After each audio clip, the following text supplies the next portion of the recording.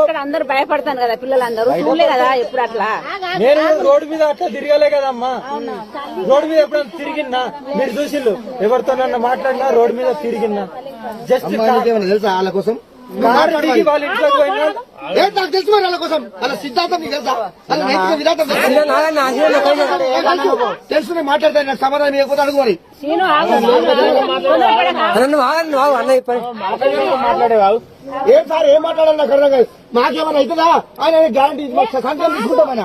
ఆయన పేపర్ రాసిస్తాడు, నేను రాసిస్తా, అది అది కావాలి నాకు. నేను రాసిస్తా. వస్తు కోసం నాకు కావాలి. చదువుకోండి.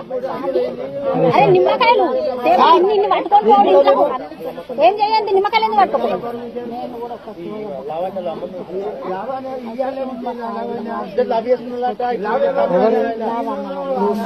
తమ్ముడా